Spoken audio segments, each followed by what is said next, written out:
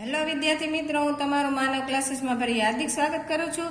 તો ચાલો આજે આપણે ધોરણ 6 આઈડીએસ સ્વપોથીનો ત્રીજો પાઠ જોવાનો છે. આપણે આગળ પહેલો, બીજો, 9મો અને 15મો પાઠ જોઈ ગયા હતા. આજે આપણે ત્રીજાનું સોલ્યુશન કરશું. તો ફટાફટ આપણી ચેનલને લાઈક એન્ડ સબસ્ક્રાઇબ કરી નાખો અને તમારા ફ્રેન્ડને પણ શેર કરી દો, જેથી એ પણ અમારા વિડીયો જોઈ શકે. ચલો, પાઠ 3નું નામ પહેલા જોઈએ. પ્રાચીન નગરો અને ગ્રંથો છે. હવે એના વિકલ્પ જોઈએ આપણે. પહેલો વિકલ્પ છે ઈસવીસન ખાલી જગ્યામાં હડપ્પામાંથી સૌપ્રથમ સિંધુ ખીણની સભ્યતાના અવશેષો મળી આવ્યા હતા. તો કે 1921માં સિંધુ ખીણ સભ્યતાના અવશેષો સૌપ્રથમ કયા સ્થળેથી મળી આવ્યા છે? તો કે હડપ્પા. હડપ્પીય નગર રચનામાં મોટા ભાગે શું વપરાયું છે? તો કે ઈંટો. હડપ્પીય સભ્યતાની નગર રચનામાં વપરાશના પાણીના નિકાલ માટે શી વ્યવસ્થા હતી? તો કે ગટર યોજના. હડપ્પાની મુખ્ય વિશેષતા તેના ખાલી જગ્યા છે. તો કે સ્નાનાગાર.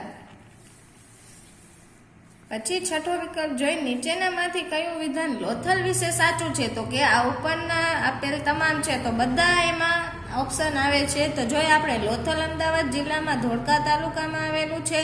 લોથલ પ્રાચીન સમયમાં એક વેપારી બંદર હતું અને લોથલમાં વખારો અને મણકા બનાવવાની ફેક્ટરી મળી આવેલ છે. આ બધા વિકલ્પો એમાં સમાય છે. તો કે પછી 7મું જોઈએ. હડપ્પીય સભ્યતાનો આંતરરાષ્ટ્રીય વેપાર કયા બંદર મારફતે થતો? તો કે લોથલ. ધોળાવીરા કયા તાલુકામાં આવેલું છે? તો કે ભચાઉમાં. હડપ્પીય સભ્યતાનું કૃષિ ક્રાંતિનું મથક કયું નગર હતું? તો કે કાલીબંગાન. 10મો વિકલ્પ છે નીચેનામાંથી કઈ જોડ સાચી નથી? તો કે ધોળાવીરા દ્વિતીય સ્તરીય નગર રચના. સિંધુ ખીણ સભ્યતાના લોકો મુખ્ય વ્યવસાય કયો હતો? તો કે ખેતી અને પશુપાલનનો. સિંધુ ખીણની સભ્યતાના અવશેષોમાંથી મુદ્રાઓ, મુદ્રિકાઓ અને ખાલી જગ્યા મળી આવે છે. તો કે તામ્રપત્રિકાઓ છે. 13મો વિકલ્પ છે નીચેના પૈકી કઈ બાબતોથી સિંધુ સભ્યતા લોકો પરિચિત ન હતા? તો કે તેઓ બ્રાહ્મી અને દેવનાગરિક લિપિથી પરિચિત હતા.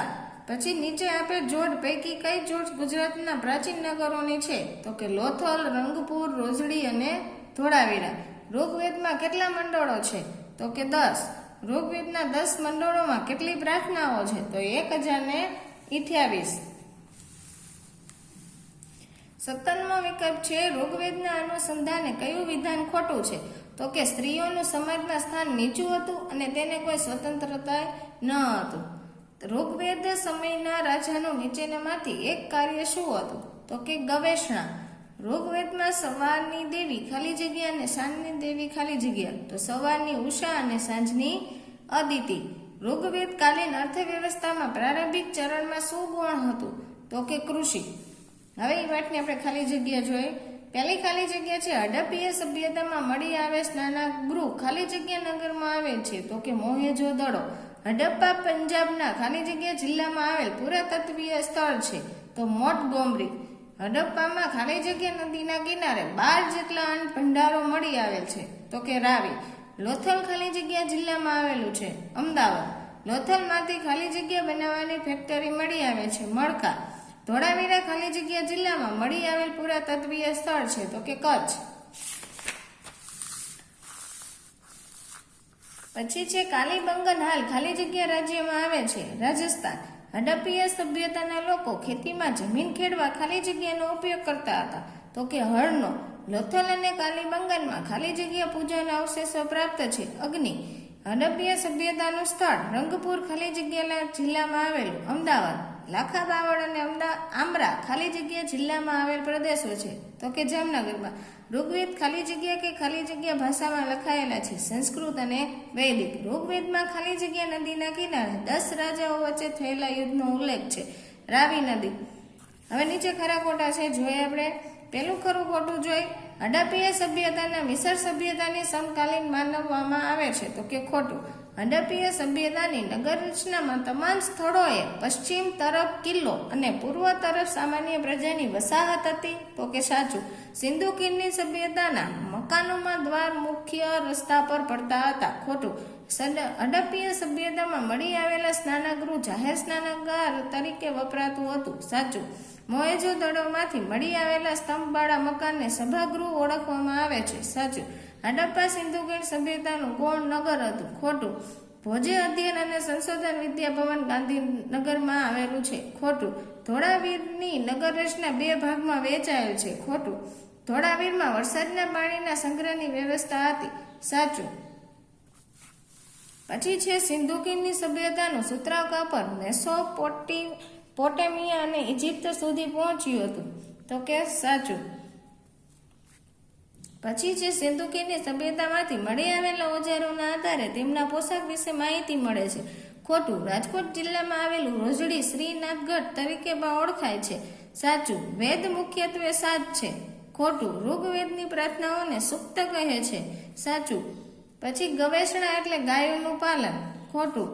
ઋગ્વેદમાં પ્રકૃતિની પૂજાના ઉલ્લેખો જોવા મળે છે. સાચું. નીચે હવે નાના પ્રશ્ન જોઈએ આપણે. હડપ્પીય સભ્યતાના બીજા કયા નામથી ઓળખવામાં આવે છે? તો કે સિંધુ ખીણની સભ્યતાના નામથી. સિંધુ ખીણની સભ્યતાના મકાનો ઊંચા ઓટલા પર કેમ બનાવાતા? તો કે પૂર અને ભેજથી બચવા તે શું બનાવતા? ઊંચા ઓટલા પર મકાનો બનાવતા. લોથલ ક્યાં આવેલું છે? લોથલ અમદાવાદ જિલ્લાના ધોળકા તાલુકામાં ભોગાવો નદીના કિનારે આવેલ છે. ધોળાવીરા નગરની મુખ્ય વિશેષતા કઈ હતી? તો કે ધોળાવીરા નગરની મુખ્ય વિશેષતા વરસાદના પાણીના સંગ્રહની વ્યવસ્થા અને સ્ટેડિયમ હતા. સિંધુ ખીણ સભ્યતાના લોકો કેવા વ્યવસાય કરતા? તો કે સિંધુ ખીણ સભ્યતાના લોકો ખેતી, પશુપાલન, વેપાર, હુનર ઉદ્યોગ વગેરે વ્યવસાયો કરતા હતા.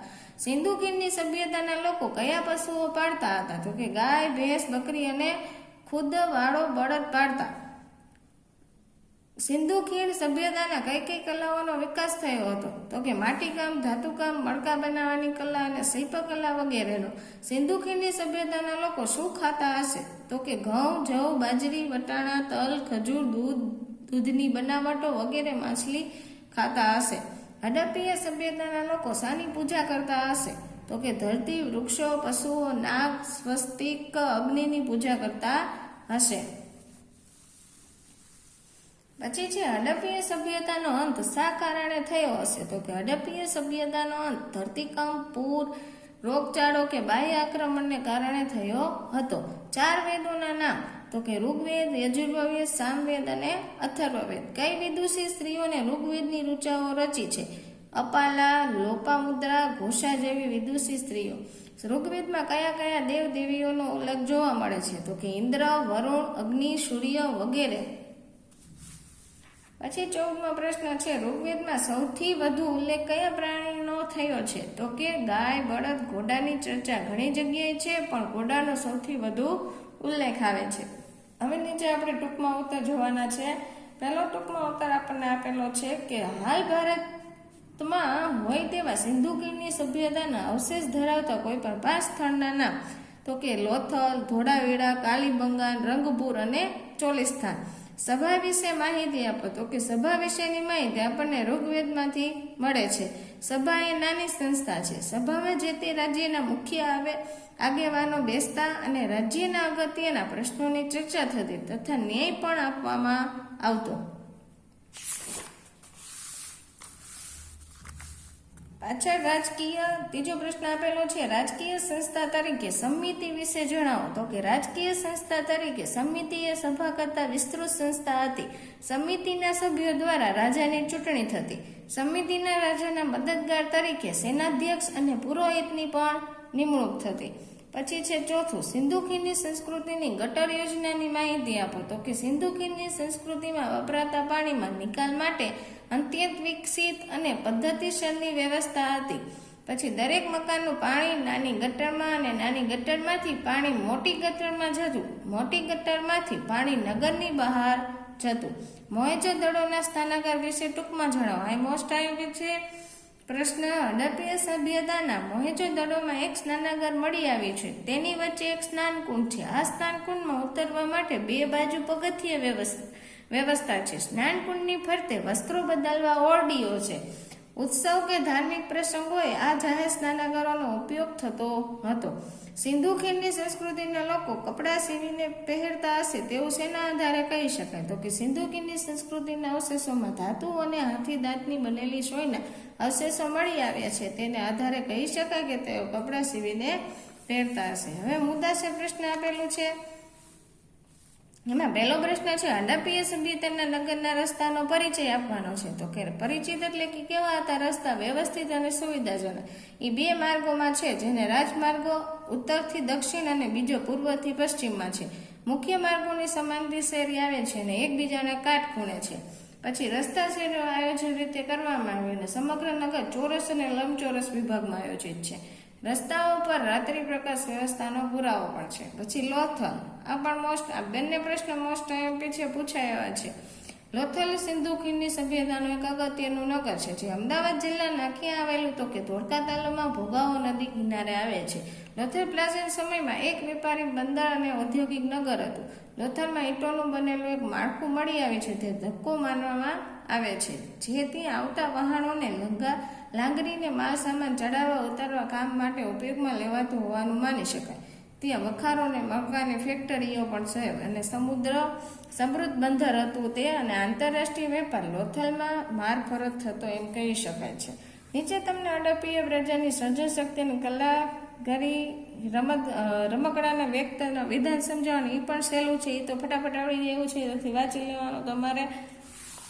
પછી આ બાજુ તમને ઋગ્વેદ સમયનું સમાજ જીવન આપેલું છે, એ પણ પૂછાય એવી છે. ઋગ્વેદ એટલે શું? સમાજનું એકમ કુટુંબ હતું. તે સમુદાયના લોકો સંયુક્ત કુટુંબમાં રહેતા અને પિતૃપ્રધાન સમાજ વ્યવસ્થા હતી. સમાજ વર્ણ તરીકે જ્ઞાતિઓમાં વહેંચાયેલો ન હતો, એટલે સમાજમાં સૌ સમાન હતા અને કોઈ ઉચ્ચ નીચના ભેદભાવ ન હતા. તેઓ સ્ત્રી સ્વતંત્ર્યમાં માનતા હતા અને ઊંચું સ્થાન આપતા.